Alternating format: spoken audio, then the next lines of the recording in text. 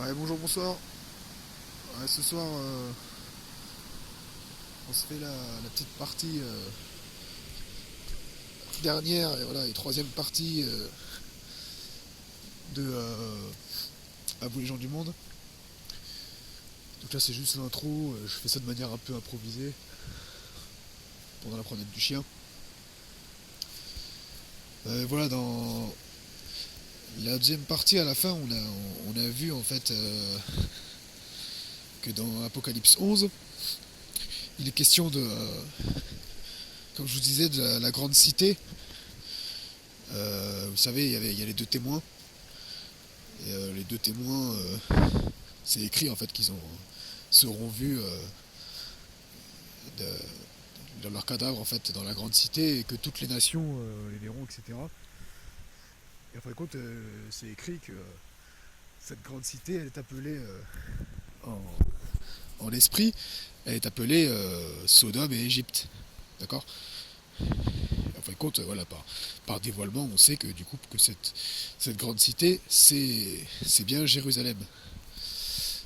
Euh, Pourquoi? Parce que c'est écrit dans le même verset, c'est écrit là où votre Seigneur a été crucifié, où ils ont crucifié le Seigneur, on sait qu'il a été crucifié à Jérusalem.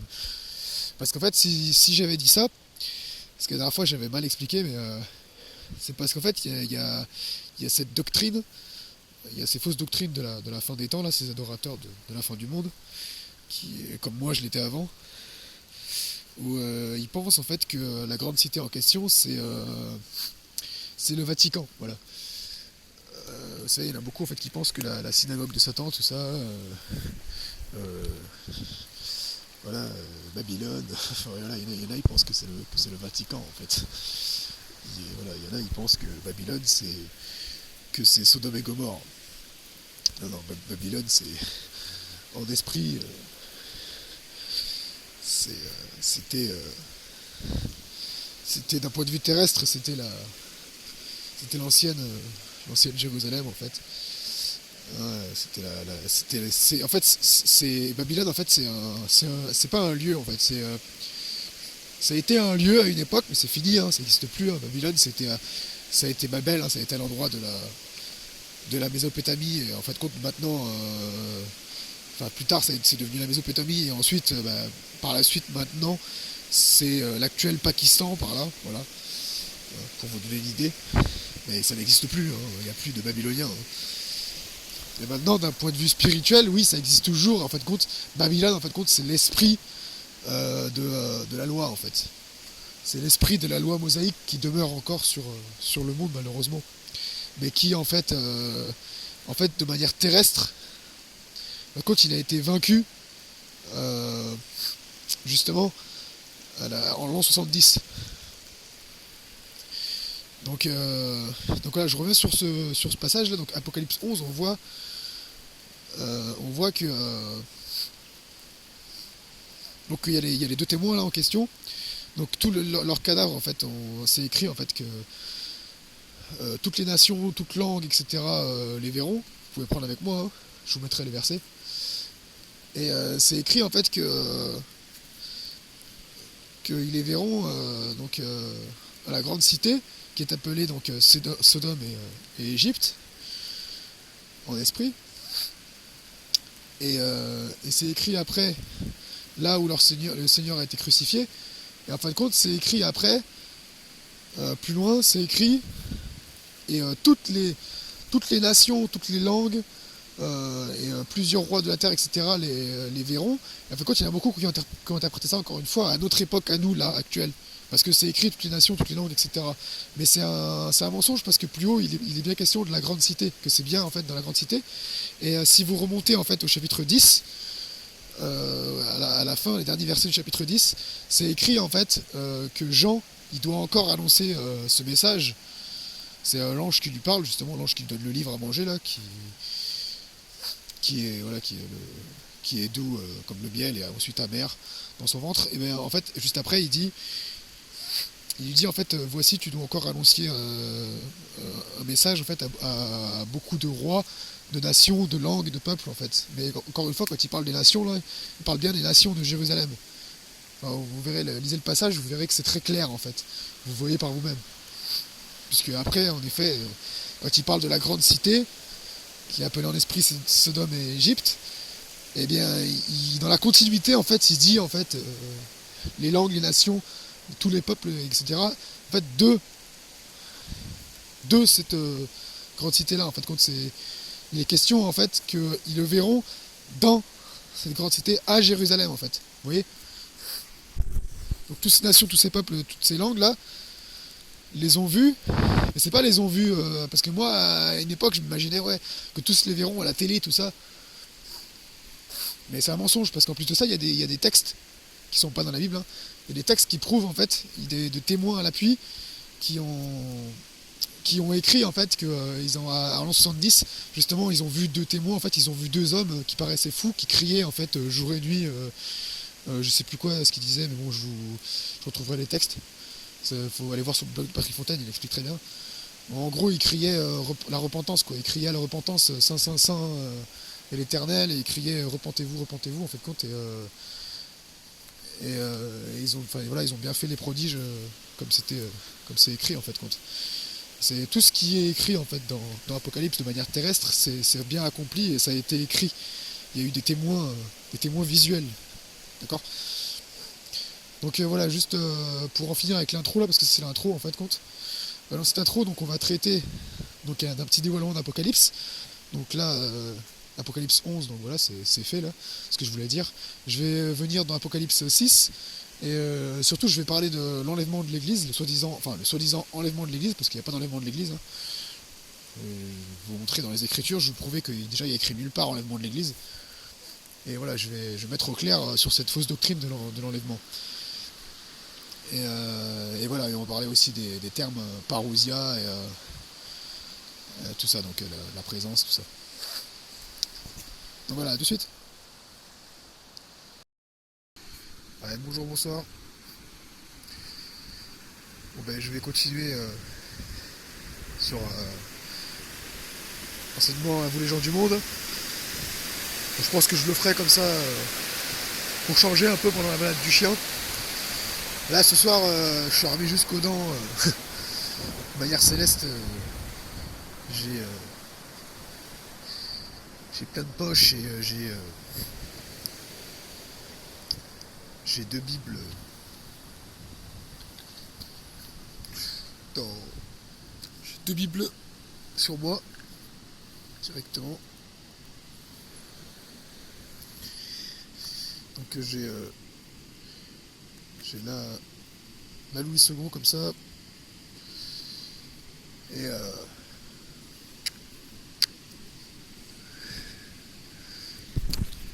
la André Chouraki,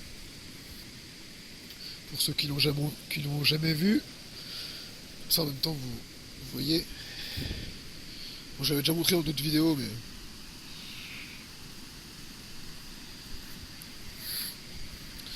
donc on va prendre les passages ensemble. Donc déjà dans Apocalypse, un petit dévoilement que je voulais vous montrer. Donc si vous avez une Bible, vous pouvez suivre avec moi. Donc, la dernière fois déjà on l'avait vu dans Apocalypse 11. Alors je vais pas préciser les versets. Mais donc c'est au verset... bon là vous voyez pas, mais c'est au verset... à partir du verset 7 là, c'est écrit en fait par rapport aux deux témoins que je disais là. Quand ils auront achevé leur témoignage, la bête qui monte de l'abîme, donc leur fera la guerre, etc., les vaincra et les tuera. Et en fait, leurs cadavres, donc c'est écrit au verset 8, que leurs cadavres seront sur la place de la grande ville. Là, je suis dans la Louis II. Hein. Je vous avais, la dernière fois, je disais par rapport à la Chouraki, André Chouraki. Donc, et leurs cadavres seront sur la place donc de la grande ville, qu'on nomme symboliquement, là c'est écrit symboliquement, mais c'est en esprit en fait compte. Donc Sodome et Égypte, la même où leur Seigneur a été crucifié. Et dans la Chouraki, c'est précisé par l'auteur, c'est écrit en bas, que la grande cité, en fait, c'est la grande cité, c'est bien Jérusalem. C'est écrit que c'est bien Jérusalem. Et c'est écrit ensuite au verset 9, donc des hommes d'entre les peuples, les tribus, les langues et les nations verront leurs cadavres pendant 3 jours et demi, et ils ne permettront pas que leurs cadavres soient mis dans un sépulcre. Ça fait compte au chapitre d'avant, chapitre 10 au verset 11, c'est l'ange il dit en fait compte à Jean, enfin c'est écrit en fait, puis on me dit, il faut que tu prophétises de nouveau sur beaucoup de peuples, de nations et de langues et de tribus et de rois, pardon. Vous voyez, là c'est écrit, puis on me dit, il faut que tu prophétises, en fait il faut que tu sois inspiré encore donc pour beaucoup de peuples, de nations, de langues et de rois. Et en fin de compte, après, dans la continuité, au chapitre 11, il parle en effet de ces nations, de ces rois, etc. Et il est précisé, vous voyez, que c'est bien dans la grande cité, dans la grande ville qui est Jérusalem. En fin de compte, parce que vous voyez, il y a une continuité en fait, dans les Écritures, c'est toujours comme ça. Je ne sais pas si vous voyez ce que je veux dire. Mais en fait, la parole de Dieu, elle a une ligne de conduite.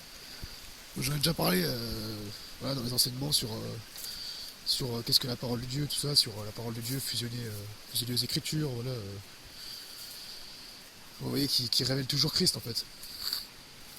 Donc maintenant on va voir donc, au chapitre 6 un petit dévoilement en même temps pour mettre au clair la doctrine de je sais pas si vous avez déjà entendu parler de ça, c'est ce qui s'est passé ça s'est passé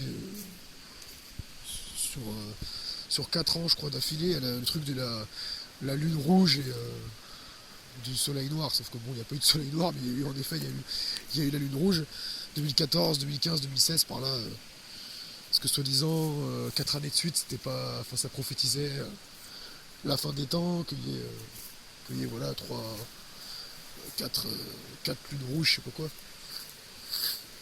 Du coup, je vais vous montrer qu'il ne s'agit pas du tout en fait de la lune. Il ne s'agit pas premièrement de la lune en fait qu'on voit dans le ciel. Il s'agit bien de Christ et l'Église. Donc c'est au chapitre 6 et au verset 12. Et là c'est intitulé justement le 6e sceau dans la Chouraki. Donc c'est écrit je vois, vous pouvez lire, hein, et quand il ouvre le sceau, le 6e, survient un grand séisme. Ok. Alors, le sceau, le 6e, survient un grand séisme. Donc rappelez-vous, Jésus-Christ, quand il a rendu l'esprit sur la croix, en plus si je dis pas de bêtises, c'était la 6e heure. Bon, la 6e heure c'est 15h d'après-midi. Et ben, il y a eu un grand séisme. Ok. Ensuite, c'est écrit quoi? Le soleil devient noir comme un sac de crin. Souvenez-vous, Joël 2,28 je crois, ou dans la Chouraki c'est Joël 3. Et acte 2, il est question en fait de ce soleil et de ce soleil qui devient noir et de cette lune. Donc ensuite, et la lune entière devient comme du sang. Vous souvenez-vous, hein, acte 2 ça a été accompli. Pierre le dit clairement. Si Pierre l'a dit, je pense que c'est vrai. Il dit dans acte 2, vous pouvez prendre acte 2 à partir de, je sais plus c'est quel verset. Ouais, excusez-moi, c'est acte 2 à partir du verset 14. Hein. Vous pouvez revoir qu'après donc il cite Joël. C'est Joël. Alors dans la Chouraki, c'est Joël 3. 3 du verset 1 au verset 5, mais dans Louis II, il me semble que c'est. Là, la version Louis II que j'ai, moi, elle n'a pas l'Ancien Testament, elle a que les psaumes. Et après, elle a tout le Nouveau Testament, mais voilà. C'est juste pour ça hein, que je ne vous montre pas. Ouais, je crois que c'est Joël 2,28, je crois, quelque chose comme ça. Donc voilà, vous pouvez reprendre ce passage, vous verrez que c'est écrit clairement. Hein, c'est écrit là, Pierre il dit au verset 16, enfin verset 11, voilà, verset 15, pardon, non, ces hommes ne sont pas ivres, etc. Car vous le voyez, c'est la 3e heure du jour. La 3e heure du jour, c'est-à-dire c'était 9h du matin. Donc il dit, mais c'est ce qui a été dit donc par Joël l'inspiré, Joël le prophète, hein, Donc, et ce sera dans l'après des jours, Aran, d'Elohim, je répondrai mon souffle sur toute chair. Voilà, et après il dit en fait compte au verset 20, le soleil se tournera en ténèbres, la lune en sang. Donc maintenant on reprend Apocalypse 6, donc au verset 12. Donc vous voyez, le soleil devient noir comme un sac de crin, et la lune entière devient comme du sang, les étoiles du ciel tombent sur la terre, comme un figuier par grand vent, secoué, jette ses fruits verts, etc. Donc là, vous voyez, je vous souvenez, je vous avais dit, donc la lune donc prophétise l'Église, vous pouvez voir ça, et le soleil, c'est toujours Christ, toujours le Père, l'autorité, et le Père a remis toute autorité au Fils. On peut voir ça dans Genèse 37 avec l'histoire, le rêve de Joseph. Je vous ai déjà parlé dans l'enseignement que j'avais fait sur 3 questions, 3 réponses. Allez voir, vous verrez. Et donc en fait, ce que je voulais vous dévoiler là-dedans, c'est qu'on voit bien en fait compte dans ce passage, en fait Jean, il a vu en esprit compte ce qui s'est passé, ce qu'avait prophétisé encore une fois Joël, mais sauf que lui il l'a vu de manière plus précise. En fait, compte, il a vu en fait, faut savoir que donc je vous rappelle que l'Apocalypse c'est le dévoilement de Jésus-Christ, ok, c'est Apocalypse de Jésus-Christ, premier verset d'Apocalypse, c'est ça. Et Apocalypse ça signifie action d'ôter le voile sur quelque chose de déjà présent. Ça veut dire tout ça dans le grec. Vous savez, il y a des langues comme ça, comme l'hébreu par exemple. Moi j'apprends l'hébreu. En un seul mot, vous pouvez dire 3 à 4 mots. Par exemple, il y a un mot en hébreu, voilà, bon, petite parenthèse, c'est yesh ou ein, c'est il y a ou il n'y a pas. Et c'est 3 lettres. Pardon, non, c'est même pas, c'est 2 lettres pour la version positive, et pour la version négative, c'est 3 lettres. Ben, voilà. C'est juste pour vous donner une idée en fait, parce que souvent en fait on se pose pas trop de questions comme ça par rapport aux langues, par rapport à la culture de l'époque, etc. Donc voilà. Donc là en fait il est clairement question ici de langage prophétique. Déjà Jean c'est des choses qu'il a vues en esprit, les sceaux, ce sont des choses en fait clairement il est question il a vu ces choses là en esprit en fait compte. C'est écrit ensuite au verset 14, et le ciel se retire comme s'enroule un volume, donc un livre. Toute montagne et toute île hors de leur lieu se meuvent, les rois de la terre, les grands, les chefs, les riches, les forts. Donc on vous rappelle, la terre c'est la terre d'Israël. Donc tous esclaves libres se cachent eux-mêmes dans les cavernes, dans les rocs, dans les rochers des montagnes en fait. Ils disent aux montagnes et aux rochers, tombez sur nous, cachez-nous des faces de l'assis sur le trône et de la brûlure de l'agneau. Parce qu'il est venu le jour le grand, et là, souvenez-vous, donc le jour le grand, qu'est-ce que c'est? C'est le jour de l'Éternel, et souvenez-vous, le jour de l'Éternel, c'était la vengeance en fait de l'Éternel qui devait s'accomplir sur Israël. Souvenez-vous, à Matthieu 10, Matthieu 23, voilà, Malachie, dernier chapitre de Malachie, bon voilà, vous revenez à la première partie de cet enseignement, première et deuxième partie. Donc voilà, souvenez-vous que voilà, c'est le jugement qui devait s'abattre sur Israël. Voilà. Donc là, dans ce passage, en fait, compte, ce qui est dévoilé, c'est Christ et l'Église.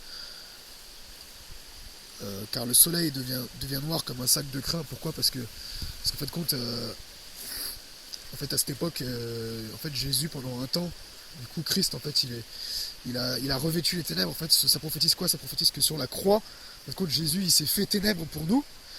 Et ensuite, il a engendré l'Église, parce que pourquoi la lune devient comme du sang? Alors, le sang, en fait, c'est le sang du Christ qui nous a revêtus, en fait. Il a revêtu la lune, le sang du soleil, en fait, le sang du Christ a revêtu l'Église, et l'Église ensuite a enfanté, en fait. Et c'est écrit, vous voyez, les étoiles du ciel tombent sur la terre comme un figuier par grand vent, secoué, jette ses fruits verts. Oui, car le figuier, donc il a porté du bon fruit. Les étoiles, en fait, qu'on prophétise les saints, sont tombés sur la terre. Et pourquoi? Car ensuite, c'est le Saint-Esprit qui est venu, en fait. Le Saint-Esprit est venu à la Pentecôte. Il a répandu son esprit sur toute chair, comme l'avait prophétisé Joël. Et donc voilà, en fait, maintenant, les saints sont tombés sur terre. Vous voyez, nous sommes, en fait, à cette époque-là, nous sommes nés, en fait, compte. C'est ça qu'on prophétise ce passage. C'est pas du tout question, en fait, d'une soi-disant signe de la fin des temps, en fait. Donc voilà, on a fini pour ce petit dévoilement là. Je pourrais vous faire aussi un dévoilement en fait compte de tout Apocalypse chapitre 6, mais bon ça servirait. Pour l'instant on va en rester là. Ce serait trop long. Excusez-moi, je trébuche. Je suis dans la jungle. Dans la jungle. Dans la jungle. Ce système corrompu. Non, non, je proclame la vie sur les nations. Donc vraiment que le céleste couvre les hommes et surtout les chrétiens, vraiment. Qu'on puisse se repentir vraiment de ces fausses doctrines. Parce que s'il y avait plus de chrétiens qui se repentaient, justement, je fais une petite parenthèse encore. Après on va passer à autre chose, on va passer sur la doctrine de l'enlèvement de l'église. Ouais, si on se repentait, en fait, si on était vraiment tout le temps dans la conscience de Christ, tout le temps en prière, en fait, tout le temps ensemble dans l'esprit, voilà, tout le temps à chercher en fait la vie au-dedans de nous et la vie au-dedans des gens et à l'extérieur, en fait, à chercher Christ partout, ben on n'en serait pas là où on en est actuellement et dans le corps du Christ et ben, dans ce confinement actuel là, qui est lié à l'esprit de crainte en fait. C'est pas normal, moi j'entends trop dire en fait qu'il y a trop de chrétiens en fait qui sont dans la crainte, c'est pas normal du tout, la crainte ça vient pas de Dieu. On n'est pas censé être dans la crainte, nous en Christ on est dans la joie, notre nature c'est la joie, la paix, l'amour, c'est la vie divine, c'est les émotions qui étaient en Christ, quand lui il est venu sur terre, ce sont nos émotions à nous. Voilà, vraiment je t'encourage vraiment, toi qui m'écoutes, à chercher plus de lui en toi, parce qu'il est la seule solution, c'est tout. Et vraiment cherche à le connaître dans les Écritures. Arrête de chercher par tes propres forces d'autres moyens en fait de le connaître. Voilà, si on nous a donné la Bible, c'est pas pour rien. C'est voilà, c'est la parole de Dieu qui émane en fait. Le Saint-Esprit qui a inspiré ces gens qui ont écrit, c'est pas pour rien. Donc voilà, arrêtez de... Certes, en fait, bien sûr que le terrestre, en fait, reflète, c'est ça qui est beau aussi, c'est que bien sûr que le terrestre reflète, en fait, le céleste. Mais il faut savoir où regarder, et premièrement, cherchons les choses d'en haut. Pour comprendre les choses d'en bas, il faut regarder premièrement aux choses d'en haut, comme le dit Matthieu 6. Parce que le vrai monde à l'endroit, c'est le monde d'en haut, c'est pas le monde d'en bas. Quand nous, souvent, des fois, on va dire que le monde céleste, le plan céleste, ça bouge à l'envers, en fait. C'est le monde à l'envers. En fait, non, c'est faux. C'est ce système-là qui est à l'envers. Quand je parle d'un monde, je parle d'un système, excusez-moi, c'est le système. Et le système qui est sur le plan céleste, lui, il est parfait, en fait. Qu'il soit fait sur la terre comme au ciel, c'est pas pour rien. Hein. Enfin voilà, bon, maintenant on va venir donc sur l'enlèvement de l'église. Donc là c'est 1 Thessaloniciens chapitre 4, à partir du verset 15.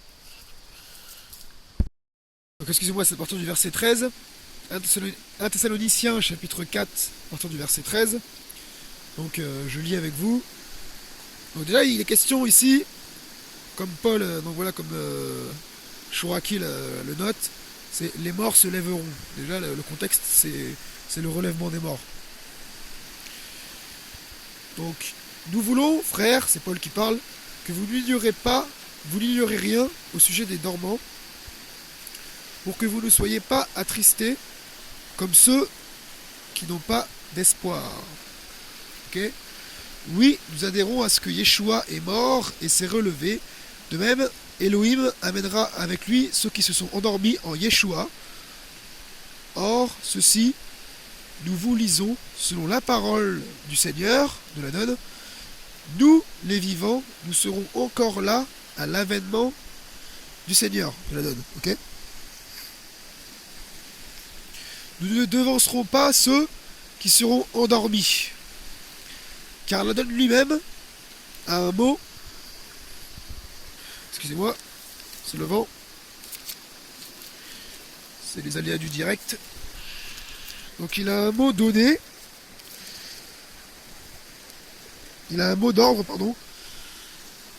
Donc à la voix du grand messager, donc de l'archange en fait, du grand ange,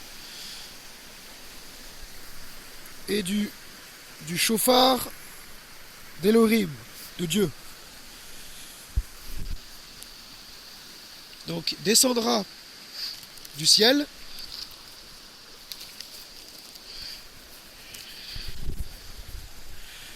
donc il descendra du ciel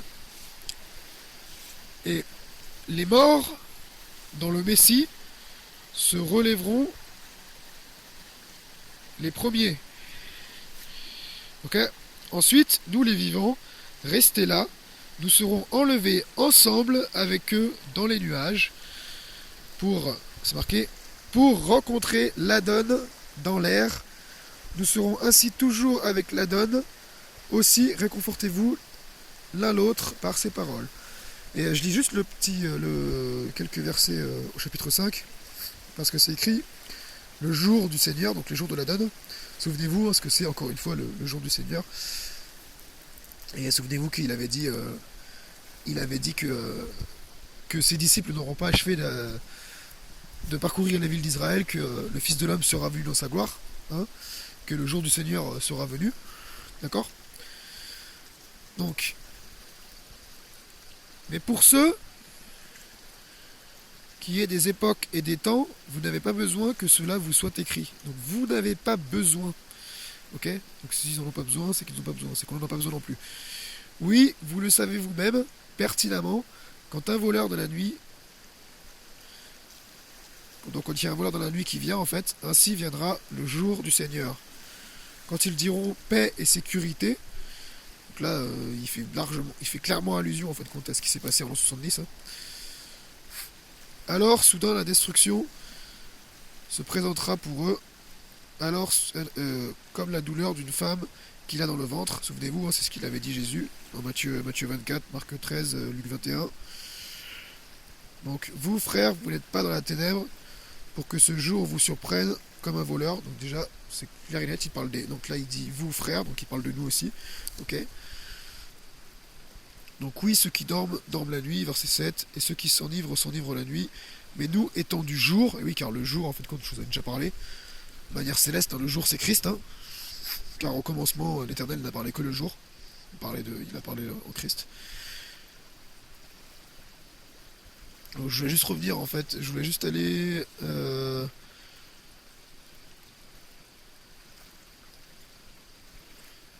donc juste voilà pour finir voilà au verset 11 il dit réconfortez-vous donc les uns les autres, construisez-vous chacun comme certes vous le faites déjà. En fait, voilà et donc là où je voulais en venir en fait compte c'est juste que là dans ce passage il est clairement question encore une fois du jugement en fait, du jour du Seigneur, de la vengeance de l'Éternel qui devait s'abattre sur Israël. Mais voilà, en fait, si t'as pas le dévoilement en fait, de ces choses-là, justement, de la vengeance qui devait s'abattre sur Israël, voilà, du terrestre, du céleste, en fait, voilà, tout ce qu'on a vu jusqu'à maintenant, mais c'est compliqué. Et donc là, maintenant, on va revenir donc, par rapport à la soi-disant doctrine de l'enlèvement. Donc je sais pas déjà si vous avez remarqué, mais il est écrit nulle part enlèvement de l'Église.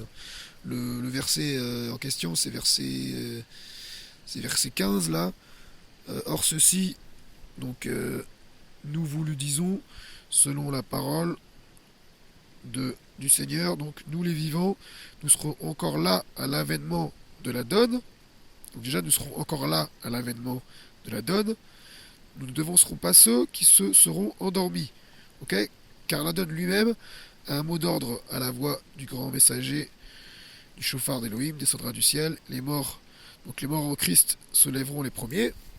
Okay, ressusciteront premièrement, nous dit le second. Et ensuite, nous les vivants restés là, nous serons enlevés ensemble avec eux dans les nuages pour rencontrer l'Adon dans l'air. Nous serons ainsi toujours avec l'Adon. Alors, petite chose qu'il faut savoir déjà, c'est qu'il y a des termes, malheureusement, qui n'ont pas été très bien traduits. Et c'est ça, en fait, le gros problème. Et c'est là où la parole de Dieu Et ben c'est là en fait où on voit que la parole de Dieu, c'est pas premièrement les Écritures. Ce qui, c'est là où parfois c'est bon de prendre des traductions, parce qu'en fin de compte, si c'est pas en accord avec ce que tu vis en Christ, ce que tu vis en Jésus-Christ, ce que tu vis au contact des gens par l'Esprit du Christ, et ben c'est pas la parole de Dieu. C'est pour ça qu'il y a des passages en fait compte dans les Écritures, parfois oui, il faut prendre les traductions dans le grec, dans l'hébreu. Parce que je vais vous montrer un truc. Déjà quand il est question de l'avènement, et quand il est question quand il est question de l'avènement, en fin de compte c'est excuse-moi pour la coupure. Ouais, je disais, quand il est question de l'avènement, c'est parousia, et en fin de compte, ça signifie la présence. Et quand il est question qui vont à la rencontre du Seigneur dans les airs, en fin de compte, c'est Erkomai, si je dis pas de bêtises. Et ça, on en parlera après. Je vais vous montrer ce que c'est que ce terme. Et vous allez voir qu'on le retrouve dans Matthieu également.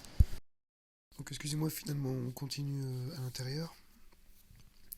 D'ailleurs, au petit passage, voilà ma machine de guerre.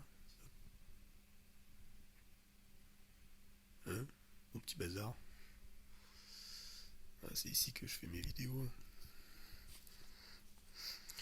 Donc je disais, parousia égale présence, en fin de compte, hein, si vous regardez la traduction, première,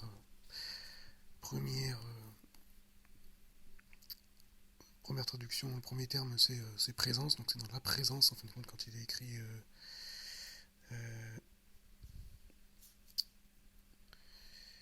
tac tac tac.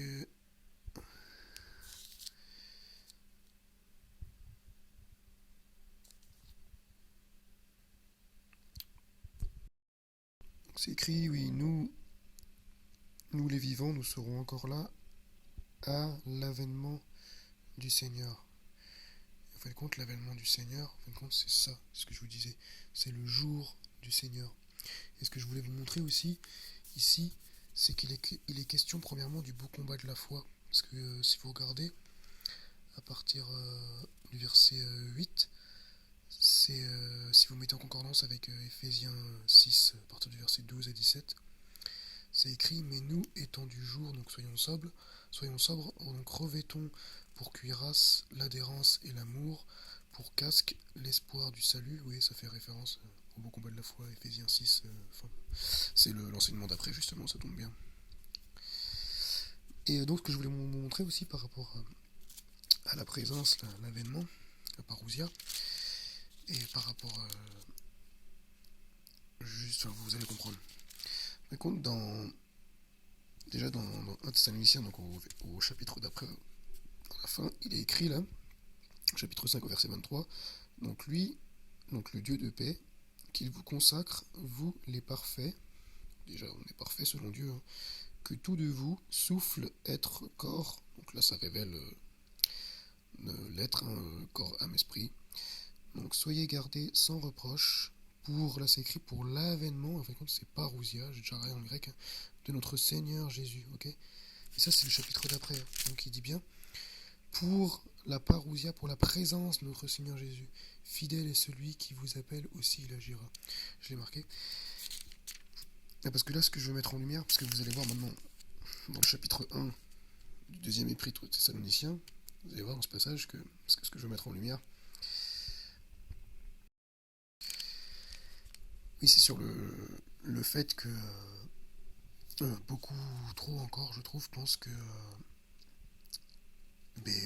voilà que c'est tout le sujet de cet enseignement, c'est qu'il y en a beaucoup qui pensent que Jésus il va revenir aussi. Alors que là il est question, en fin de compte c'est pour ça que ces termes-là ont malheureusement été mal traduits. Bon, alors ce qui est bien, c'est que dans la Chouraki, la plupart du temps, il ne traduit pas. Quand c'est écrit l'avènement, il traduit parousia. C'est écrit directement parousia. Euh, parce que beaucoup en fait pensent que le Seigneur va encore revenir une seconde fois, alors qu'il est déjà venu, c'est juste qu'ils n'ont pas reconnu. Et donc là je vous montre, et là c'est au chapitre 1 de Thessaloniciens. Vous allez voir ce qui est écrit à partir on va prendre à partir du verset 9. Donc,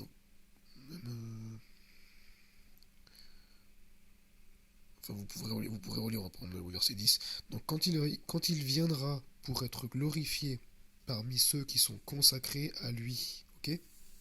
C'est écrit, en fait, à partir de là, donc au verset 9, pardon. Donc pour la justice, ils purgeront la peine de perdition en pérennité, loin des faces donc, du Seigneur et loin de la gloire de sa force. C'est donc loin des faces de... Donc quand il viendra, donc le Seigneur Jésus-Christ, quand il viendra, pour être glorifié parmi ceux qui sont consacrés. D'autres versions disent parmi ses saints, en fait. Donc il viendra parmi. Et là, si vous regardez dans le grec, c'est au-dedans de nous. Ce sera nous, en fait, en lui, qui viendront. Vous voyez?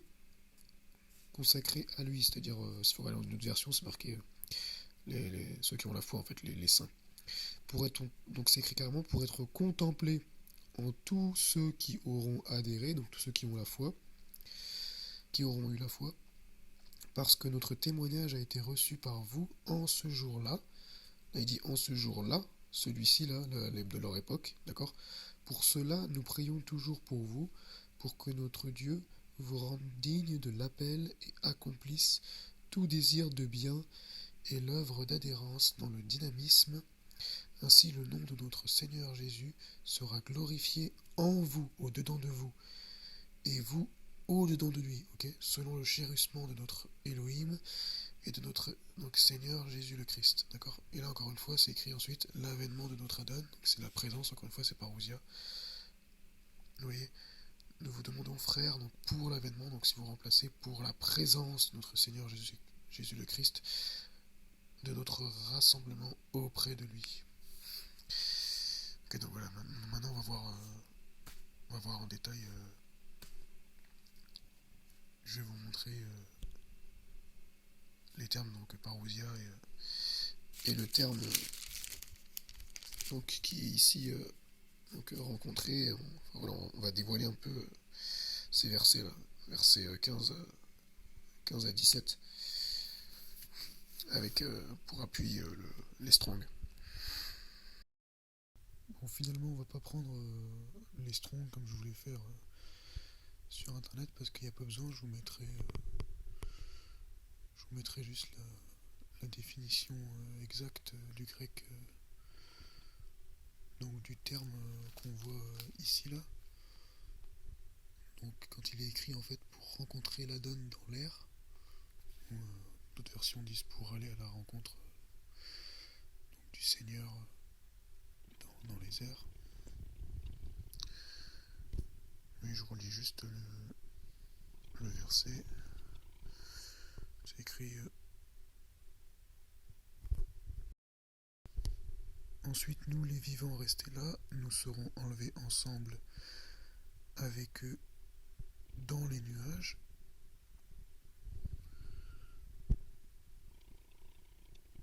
pour rencontrer donc le Seigneur dans l'air. Nous serons ainsi toujours avec le Seigneur. Aussi réconfortez-vous l'un l'autre pour ces paroles. Alors le passage qui nous permet de dévoiler en fait et de montrer en fait ce que ce terme signifie, c'est dans Matthieu 25. C'est le passage avec les dunubiles, en fait, les 10 jeunes filles là, les 10 fiancés qui vont à la rencontre de l'époux, du marié. Donc d'abord je vais juste vous montrer dans une version là qui est tirée de traduction de l'arabe. Enfin je sais pas si c'est une traduction de l'arabe, mais en tout cas c'est une bible qui est faite pour évangéliser les musulmans quoi. Vous avez là, j'avais déjà montré, vous avez l'arabe d'un côté et le français de l'autre en fait.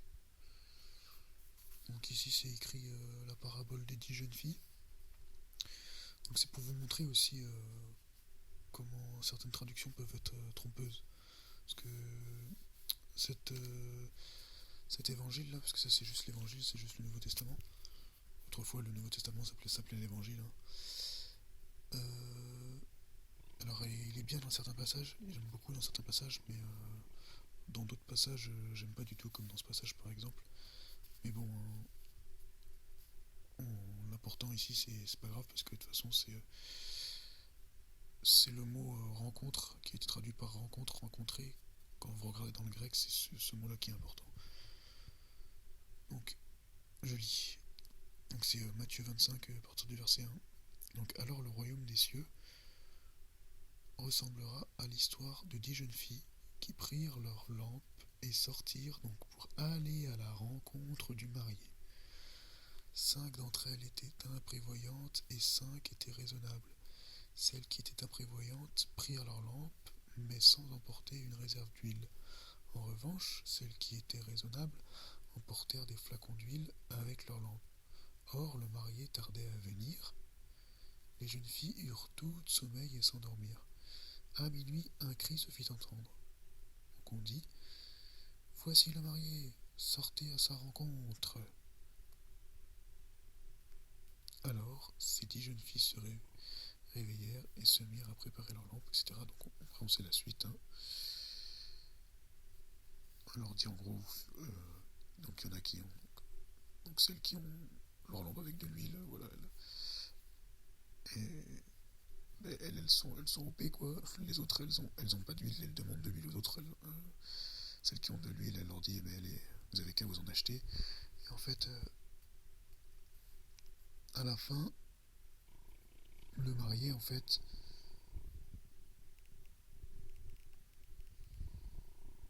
excusez-moi, il répond: Je vous le déclare, c'est la vérité, je ne vous connais pas, veillez donc, ajouta Jésus, car vous ne connaissez ni le jour ni l'heure.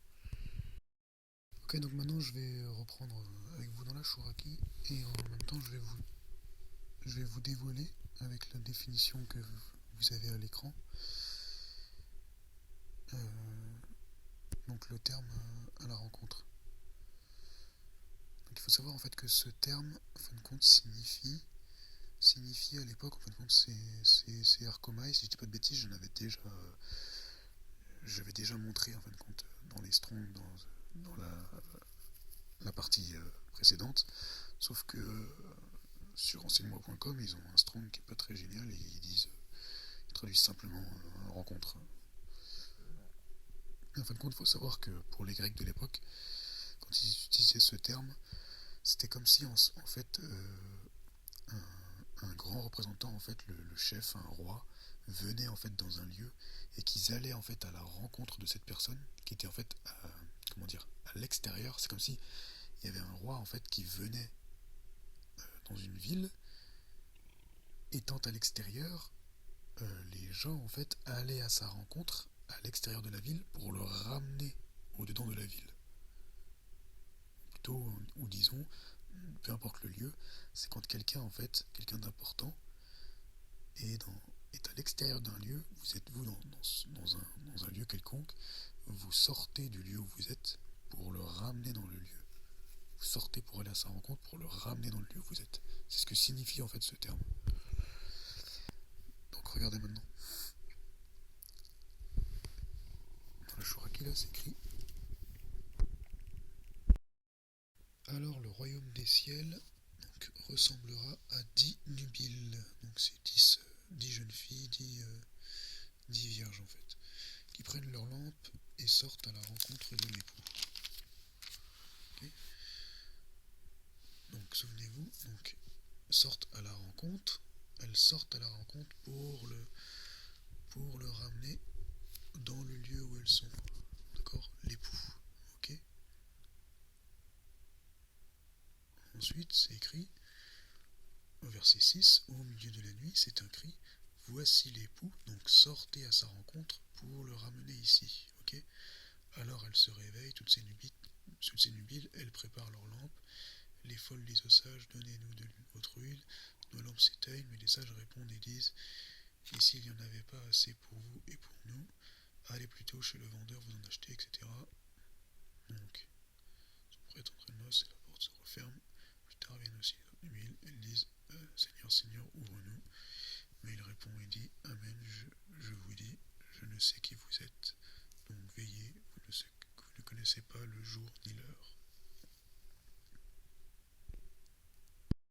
Ici, encore une fois, souvenez-vous, quand il parle de vous ne connaissez pas le jour ni l'heure, il n'est pas question, certainement pas question prophétie de quelque chose dans le futur ou dans notre temps à nous.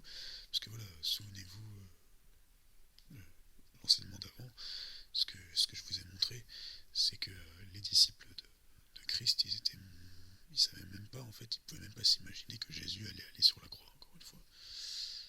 Donc, voilà. Et je vous rappelle, voilà, c'est écrit, vous n'aurez pas achevé de parcourir toutes les villes d'Israël que le Fils de l'homme sera venu. Donc voilà. Maintenant, on peut reprendre 1 Thessaloniciens 4. Encore une fois, je vais juste reprendre avec vous dans cette version, donc à partir du verset 13. En fait, à quel point on peut être confondu par des faux titres comme ça, la venue du Seigneur. Rappelez-vous, je vous en ai déjà parlé dans un autre enseignement, qu'en fin de compte, souvent le titre d'un passage, c'est le premier et deuxième verset sont, sont comme le sujet, en fait, comme le titre de ce passage. Et ici, c'est clair, en fait, frères, nous désirons que vous connaissiez la vérité au sujet de ceux qui sont morts, ceux qui dorment, dit la Chouraki, afin que vous ne soyez pas tristes comme les autres, ceux qui n'ont pas d'espérance. En fait, il faut savoir que dans tout Thessaloniciens, un Thessalonicien, de Thessaloniciens, ce que j'ai remarqué, c'est qu'en fait, à ce moment-là où Paul il écrit, il devait sûrement y avoir des grandes persécutions, et il y a eu beaucoup de frères et sœurs qui ont été tués, en fait, et persécutés. Vous voyez, dans la Chouraki, il intitule « Les morts se relèveront ». Nous voulons, frères, que vous n'ignorez rien au sujet des dormants, d'accord? Car souvenez-vous, selon Dieu, tous sont vivants. Il n'y a pas de... C'est Jésus lui-même qui le dit ça, en citant Genèse. Car, car oui, en fait, euh, souvenez-vous, quand il va ressusciter Lazare, il dort, en fait. Car la mort physique, ce n'est rien. Craignez plutôt la seconde mort. Oui, nous adhérons à ce que Yeshua donc, est mort et s'est relevé. De même, Elohim amènera avec lui ceux qui se sont endormis en Yeshua. Ce que je voulais juste vous montrer vite fait, que lisons dans ce passage, en fait, c'est nous croyons que Jésus est mort et qu'il s'est relevé de la mort. De même, nous croyons aussi que Dieu relèvera avec Jésus ceux qui seront morts en croyant en lui. En fait, compte cette version, ce que j'aime pas, c'est qu'elle elle montre trop comme si ça c'était dans un futur lointain, en fait, même pour eux, en fait. Vous voyez, voici en effet ce que nous déclarons d'après un enseignement du Seigneur.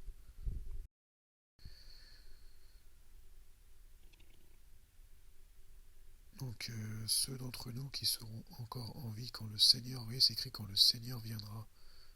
Encore une fois, verset 15.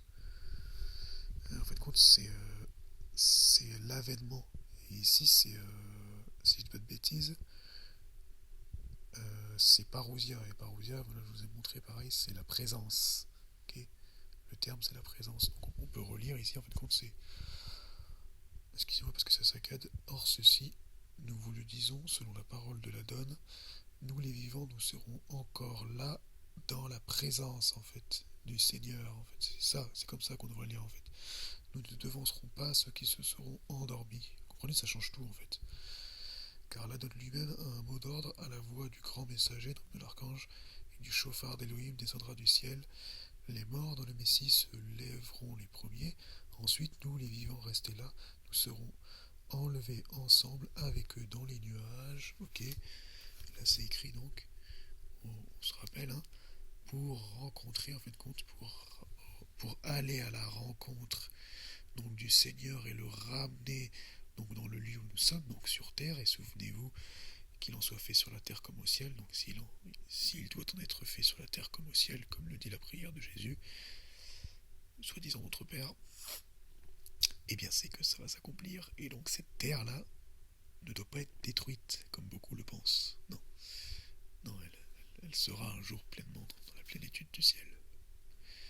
Car de toute manière, ça j'en parlerai dans un autre enseignement plus en détail sur la vraie nature de l'univers. Bon, j'ai déjà expliqué dans l'enseignement que j'avais fait là. Je vous montrais avec les les lignes, les différentes dimensions, tout ça, les différents plans. J'ai expliqué vaguement, mais je vous ferai un schéma peut-être dans un autre enseignement plus précis. Mais bon, bref, en tout cas, voilà, ce passage en fait nous dit clairement qu'en fin de compte, ce passage nous dit clairement que nous allons en fait à la rencontre du Seigneur pour le ramener en fait dans le lieu où nous sommes. D'accord? Nous serons ainsi toujours avec le Seigneur, aussi réconfortez-vous l'un l'autre par ces paroles, d'accord? Et en fait, ce que j'aime pas encore une fois dans cette traduction, c'est que ici, il ne s'arrête pas en fait au verset 18, en fait, il change pas de titre. Vous voyez, au chapitre 5, en fin de compte, il change pas de titre. Il continue.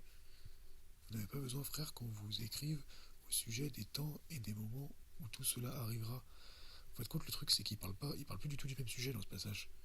Parce que si vous lisez le verset d'après, où tout cela arrivera, car vous savez très bien vous-même que le jour du Seigneur, en fait, quand ce passage-là, il parle du jour du Seigneur, et souvenez-vous que le jour du Seigneur va être le jour de la donne. Vous voyez là, dans ce passage, dans la Chouraki, il a bien intitulé ce chapitre, en fait, le jour du Seigneur. Parce que souvenez-vous, en fait, Malachie, dernier chapitre de Malachie, et Matthieu 23, Matthieu 10, souvenez-vous, quand il est question du jour du Seigneur, il est question, en fait, de la vengeance qui devait s'abattre sur Israël. Donc, revenez à la partie 2, vous comprendrez.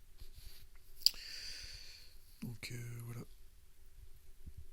Donc ici, il est bien question en fait de la présence du Seigneur et d'aller en fait le prendre en fait lui, le saisir pour le ramener vers nous en fait, vers le lieu où nous sommes. D'accord? Donc ici, il n'est pas question du tout en fait, premièrement comment dire que tous nous serons enlevés dans le ciel comme nous on le voit en fait et comme je vous l'ai déjà montré en fait quand le premier chapitre de 2 Thessaloniciens le confirme en fait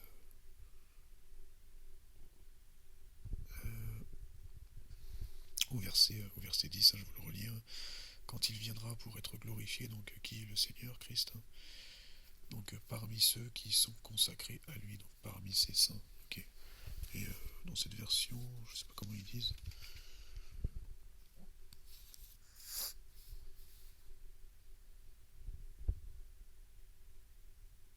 donc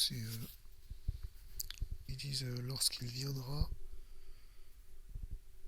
en ce jour-là, ils disent, je sais pas pourquoi, en fait, vous voyez, il ajoute des trucs comme ça, je sais pas pourquoi, en fait, pour être honoré et admiré par tous ceux qui lui appartiennent et croient en lui.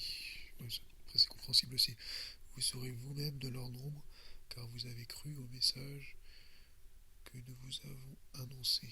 En fait, dans ce passage, il est clair en fait que Christ en fait revient au dedans de son Église, d'accord? C'est nous en fait qui manifestons Christ en fait. C'est par nous en fait que le royaume de Dieu sera pleinement manifesté sur terre, d'accord?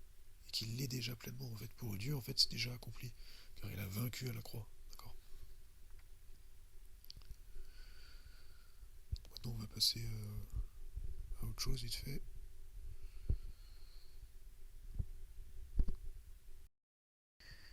Donc là ce que je voudrais vous montrer c'est quelques passages où on voit le terme parousia en fait qui a été traduit donc par avènement. Donc excusez-moi, je me suis trompé. La Chouraki, j'ai pas retrouvé de passage où en fait où c'est écrit directement parousia. Il me semblait en avoir déjà vu un. En tout cas, le terme par contre qui est sûr c'est épiphanie, mais ça on verra dans un autre enseignement. Lui par contre il apparaît clairement. Donc d'abord on va prendre juste quelques versets. Hein. Donc c'est dans 1 Thessaloniciens chapitre 2 au verset 19. Dans la Chouraki c'est écrit donc en fin de compte c'est compte politique. Vous savez, soi-disant dans une heure.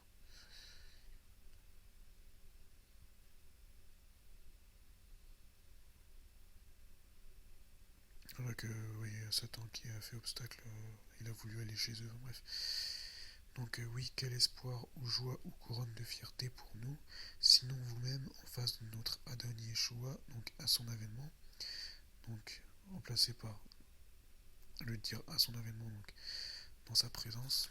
Je vais juste vous prendre en fait les mêmes passages dans la Louis II pour bien que vous compreniez. Donc,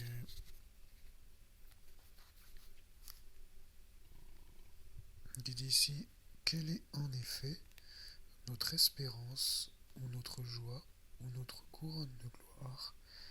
N'est-ce pas vous aussi devant notre Seigneur Jésus lors de sa présence? Ok. Ou plutôt, pourrions-nous dire, n'est-ce pas vous aussi devant notre Seigneur Jésus au-dedans de sa présence? D'accord? C'est juste en fait pour vous déformater un peu de ce qu'on nous a appris. Parce qu'en fait, compte, là, je reprends simplement les termes que j'avais donnés lors du sommaire en fait cet enseignement. C'est ces passages-là.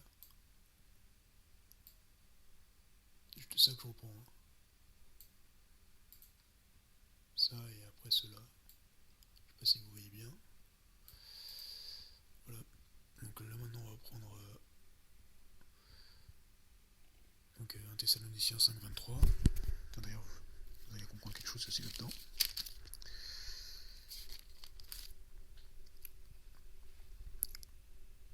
Dans la Chouraki d'ailleurs je l'avais marqué, moi je me permets de barrer et de mettre les termes. Hein. J'ai déjà regardé, hein, c'est bien parousia égale présence. En fait c'est écrit donc. Déjà ici il est question de s'écarter en fait voilà, d'arriver en fait à la paix en Christ en fait, de s'écarter des mauvaises choses. C'est les questions en fait de qui nous sommes en Christ et de ce que nous sommes plus en fait. Écartez-vous donc de toute forme de crime. Lui l'Élohim de paix, qu'il vous consacre, vous les parfaits, donc nous, que tout de vous, donc déjà selon Dieu nous sommes parfaits, hein. Bon, j'ai déjà dit. Donc excusez-moi aussi si je répète, c'est très important. Je sais que dans cette partie-là, je répète beaucoup les mêmes choses, mais c'est très important. Donc que tout de vous souffle être corps, donc en fait c'est esprit, âme, corps, soit gardé sans reproche. Donc il dit ici, en fait comme moi je l'ai mis sur le côté, dans la présence de notre Seigneur Jésus le Christ. Okay, dans la présence de notre Seigneur Jésus. D'accord?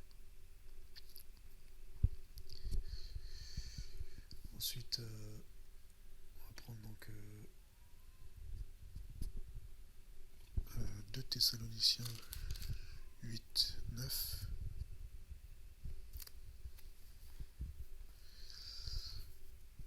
Alors ici, dans ce passage, il est question là, quand il y a le gars là qui va s'asseoir jusqu'à s'asseoir dans le temple, là, celui l'anti-messie, l'antichrist.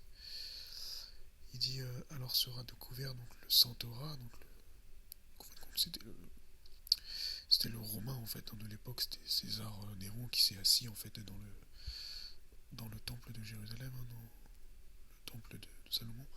Donc que l'Adon Yeshua détruira par le souffle de sa bouche, qu'il anéantira dans l'éclat de sa présence. Ok, vous voyez comment ça change tout? Celui dont la présence est selon l'énergie de Satan. Vous voyez? Et dernier petit passage, après cela on va conclure cet enseignement. Donc qu'il affermisse, pardon excusez-moi, c'est 1 Thessaloniciens, donc chapitre 3 verset 13. Donc là dans la Louis II.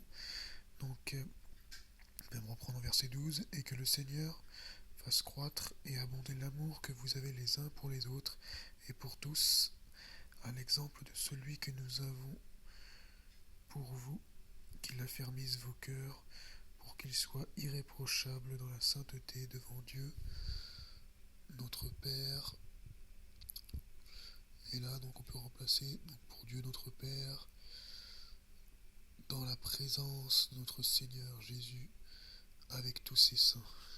Et dans la Chouraki, je trouve que c'est beaucoup plus explicite qu'il affermisse vos cœurs, qu'il affermisse vos cœurs irréprochables dans la consécration en face d'Élohim, notre Père, dans la présence de notre Seigneur Jésus, avec tous ceux qui lui sont consacrés. Donc vous voyez comment ça change tout.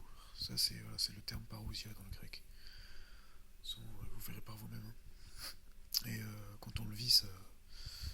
Mais en fait, comme je le disais, hein, pendant la promenade du chien,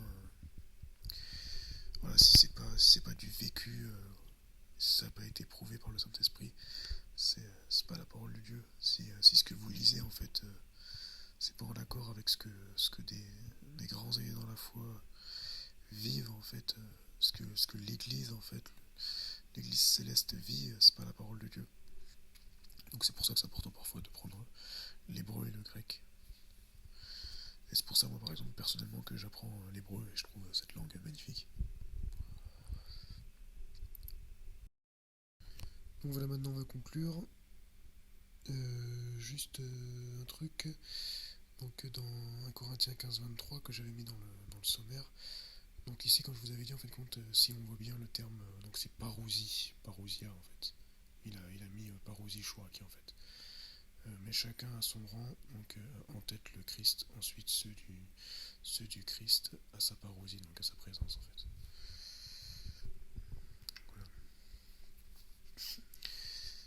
Donc pour conclure, ce que je voulais vous montrer, c'est que mais maintenant qu'on a vu tout ça, en fait, tout cet enseignement, donc de la partie introduction, mais jusqu'à toute cette partie 3 là, jusqu'à maintenant, mais maintenant du coup, si vous voulez, vous pouvez reprendre le passage de base, Matthieu 24.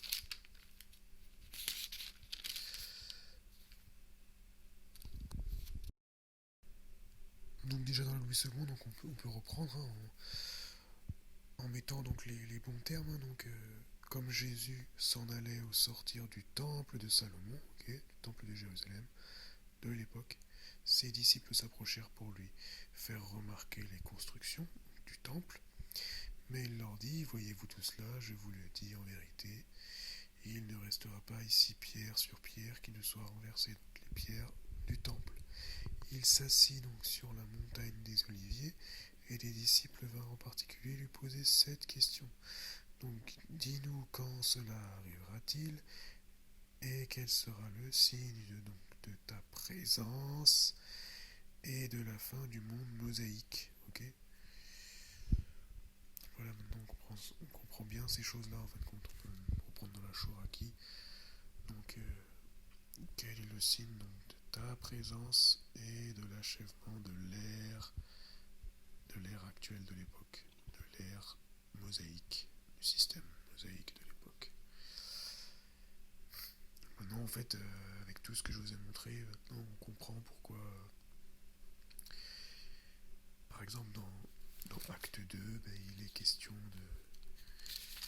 il est bien question de, quand on parle de toutes les nations sous le soleil, voilà, on voit bien que c'est la terre d'Israël, l'univers. Et quand il est question, ici, je reprends, désolé, je répète beaucoup, mais c'est comme ça.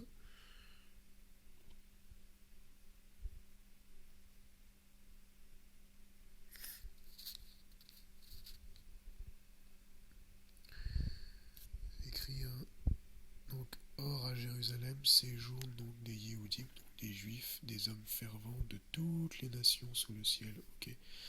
Or à Jérusalem séjournent des hommes. Et ensuite c'est écrit donc tous ces gens-là de toutes les nations sous le ciel, donc ils sont de celui de Saternatal, donc Parthes, Mèdes, Élamites, habitants d'Aram, d'Éraïm, de Yehuda, de Cappadoce, etc. Bon, voilà. Vous pouvez voir les autres enseignements que j'ai fait à ce sujet, sur la Pentecôte, tout ça, enfin, bref. Le parler en langue, tout ça. Voilà, maintenant on comprend bien ces passages-là. Voilà, on comprend bien donc Matthieu 24, Luc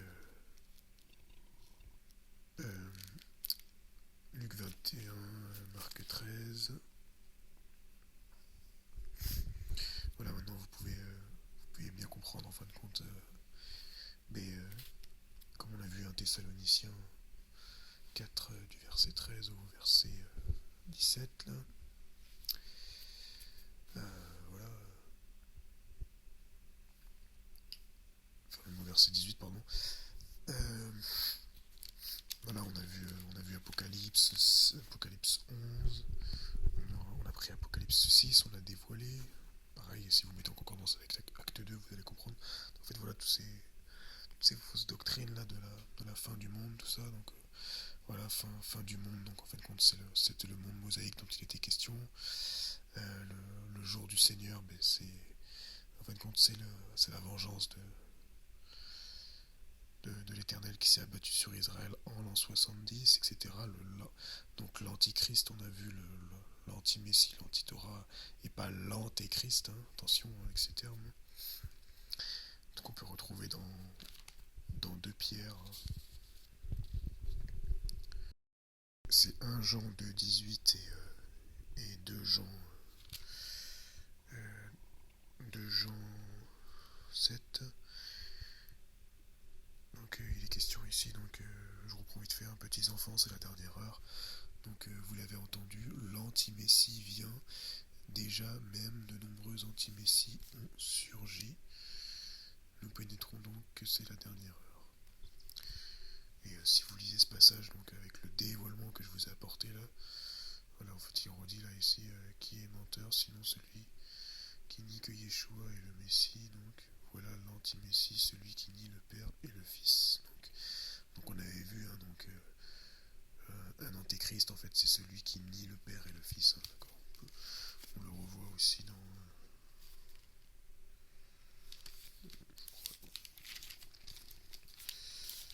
apparemment dans 2 Jean 7. Donc c'est 2 Jean 7. Hein. Donc beaucoup qui égarent sont venus dans l'univers. Donc ceux qui n'attestent pas Yeshua, donc ce sont bien ceux qui n'attestent pas en fait Yeshua le Christ venu dans la chair. Donc tel est celui qui égare l'anti-messie. Donc en fait l'antichrist, en fait celui qui est un antichrist, les antichrists en fait ce sont ceux en fait qui ne reconnaissent pas en fait Jésus comme étant le Christ en fait venu dans la chair. Donc voilà, donc il y a ça. Voilà, on a vu par exemple voilà les 2 témoins, on a vu voilà. En fin de compte, on a vu aussi l'antichrist aussi, c'est pareil, ça en fait ça vient de l'esprit de la loi de Moïse en fait compte, hein, c'est Babylone en fait. Hein. On a vu voilà donc, je disais dans Apocalypse, hein, Apocalypse 6. J'aurais pu prendre Apocalypse 7 aussi, je l'avais marqué, mais bon. Ce serait long en fait. Donc, on a vu voilà, Apocalypse 11 avec les 2 témoins. On aurait pu prendre Apocalypse 7 avec les 12 tribus, tout ça. Voilà, vous montrer en fait que les 144 000, par exemple, en question, mais en fin de compte, c'est pas comme beaucoup le pensent, mais comme par exemple les témoins de Jéhovah, que les 144 000, ce sont ceux qui seront enlevés, je sais pas quoi. Non, les 144 000, c'est, encore une fois, il est question de l'époque, là, en fin de compte, c'était bien les 12 tribus des fils d'Israël, en fait, qu'on peut voir dans Genèse 49. Allez voir dans Genèse 49 et vous verrez, en fait, que... Alors, par contre, il y a une petite chose que j'ai pas compris, c'est que il manque... Enfin, il y a le fils, en fait, d'Anne, le fils d'Israël, en fait, de Jacob, en fait, qui n'est pas présent, là, qui a été remplacé par... je sais plus qui, enfin bon, ça j'ai pas tout à fait compris encore, je vous en parlerai peut-être dans un autre enseignement quand j'aurai le dévoilement. Donc voilà, j'ai pas tous les dévoilements. Hein. Mais en tout cas, ce qui est sûr, c'est que dans ce passage-là, il n'est pas du tout question de 144 000 à venir, il est question des 12 tribus d'Israël, qui est ici, c'est un dévoilement en fait de Genèse 49. Les 12 tribus, et ici c'est marqué, remarquez cependant l'absence de Dan, vous voyez, comme dans 1 Chronique 4-7. Donc voilà, donc juste pour conclure, comme j'avais mis dans le sommaire, donc faut pas oublier qu'un texte pris hors de son contexte peut devenir un prétexte, et en fait c'est ça le gros souci de l'esprit qui plane derrière les assemblées qui sont encore malheureusement sous la loi de Moïse et qui s'en rendent pas compte. Hein. c'est écrit dans 2 Corinthiens 3,14, hein. Voilà, ils se sont enténébrés, hein, pour le prendre, hein. Mais en fait, il est écrit ici l'éphémère et l'éternel, et c'est 2 Corinthiens 3, en fait, à partir du verset 7. C'est écrit, en fait, c'est le service de la mort gravé en lettres sur des pierres. Et ce passage, il est vraiment magnifique, je l'ai relu aujourd'hui. A été en telle gloire, en fait, que les fils d'Israël étaient incapables de fixer leurs yeux sur les faces de Moïse. Donc imaginez, en fait, qu'en fait le service de la mort, en fait la loi, en fait, les tablettes de pierre, le service, en fait, de la mort, le service, parce que la loi mène à la mort, hein, nous dit Paul dans Romains.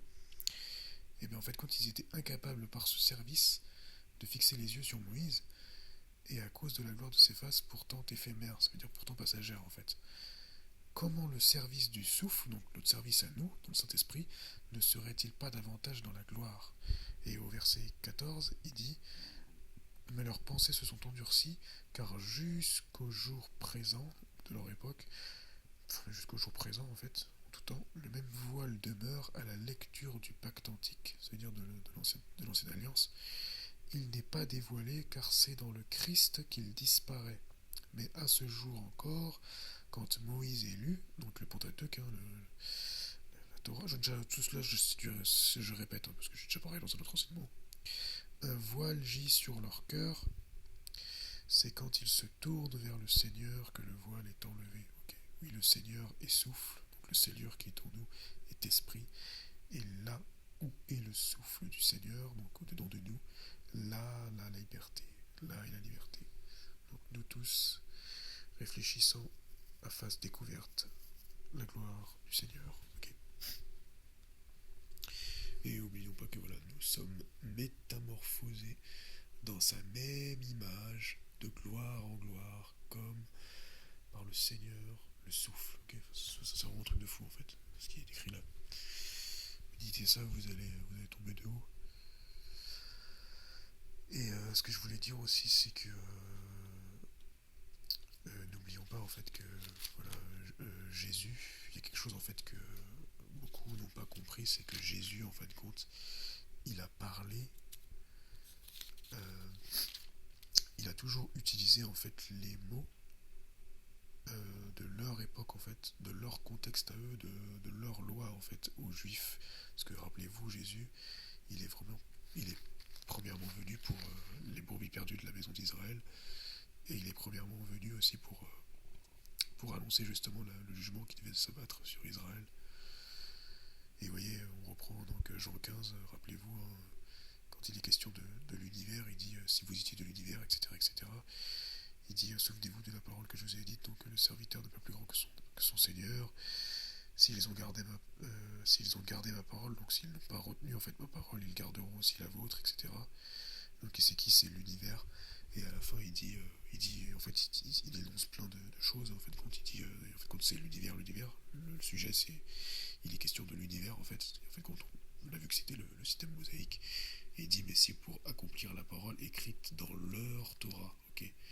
De haine gratuite, ils m'ont haï. Ça, c'est psaume 35, 19 et psaume 69, verset 5. Et pareil, excusez-moi, pareil, je reprends, mais c'est juste pour conclure, hein. Au chapitre 18, excusez-moi, Jean 18, au verset 20, hein, Jésus répond aux desservants, en fait. Moi, j'ai toujours parlé en public à l'univers, ok, donc au système mosaïque. Moi, j'ai toujours enseigné à la synagogue et dans le sanctuaire. Donc, il dit à l'univers et de cet univers, enseigné à la synagogue et dans le sanctuaire, donc dans le temple de Salomon. Et voilà, donc Jésus, il a, en fait, beaucoup, en fait, comme je disais, donc, n'ont pas compris que Jésus, il a employé, en fait, des termes pour que eux puissent comprendre, en fait. Donc aujourd'hui, en fait, va pas voir toi les gens et dire et parler avec des termes bibliques parce qu'ils vont rien comprendre, parce que la lettre tue mais l'esprit vivifie. Ok. Vous pourrez prendre le passage aussi, hein. serait long, je vais finir là. Parce que justement, je méditais ce passage aussi aujourd'hui. Ouais, ouais, quand tu vas vers les gens, parle simplement et médite les écritures en te souvenant toujours que l'esprit qui a inspiré ces écritures, il vit en toi. Et ici, on peut le lire, Paul nous dit même que notre lettre, c'est vous, écrite dans nos cœurs, pénétrée et lue par tous les hommes. Ok, vous êtes manifestement une lettre du Christ procurée par nous et écrite non pas avec de l'encre, mais par l'Esprit de Dieu, ok, le vivant qui habite en nous, d'accord? Non sur les tables de pierre, comme la loi de Moïse, mais sur les tables de chair, les cœurs, donc dans nos cœurs.